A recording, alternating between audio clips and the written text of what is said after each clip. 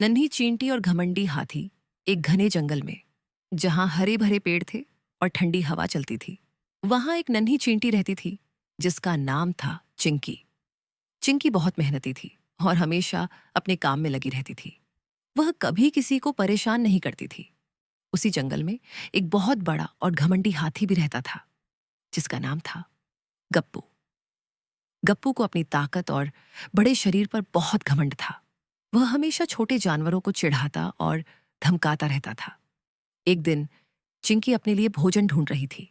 वह धीरे धीरे चल रही थी। तभी गप्पू हाथी वहां आ गया। उसने चिंकी को देखा और अपनी सूंड से उसे उड़ा दिया।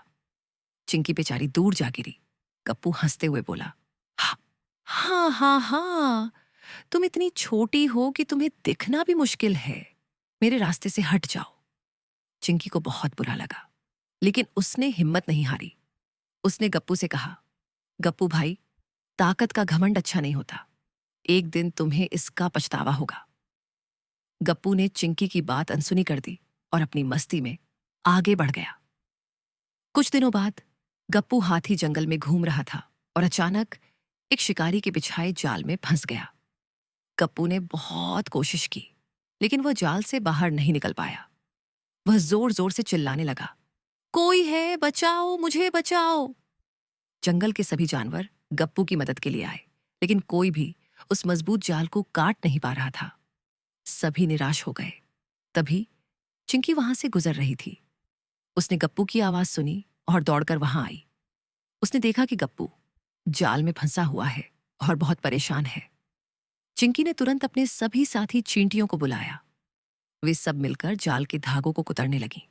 धीरे धीरे उन्होंने जाल के कई धागों को काट दिया। गप्पू यह देखकर हैरान रह गया।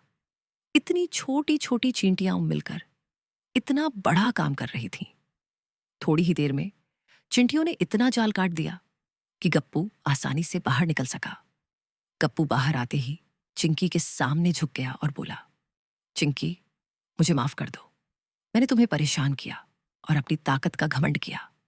आज तुमने मेरी जान बचाकर यह साबित कर दिया कि कोई छोटा या बड़ा नहीं होता, बल्कि काम और भावनाएं बड़ी होती हैं। चिंकी मुस्कुराई और बोली, कोई बात नहीं गप्पू भाई, हमें हमेशा एक दूसरे की मदद करनी चाहिए। उस दिन से गप्पू हाथी का घमंड टूट गया। वह सभी जानवरों से प्यार से रहने लगा और कभी किसी को परेशान नहीं करता था। चिंकी और गप्पू अच्छे दोस्त बन गए। नैतिक शिक्षा, कोई भी छोटा या बड़ा नहीं होता, सबका अपना महत्व होता है।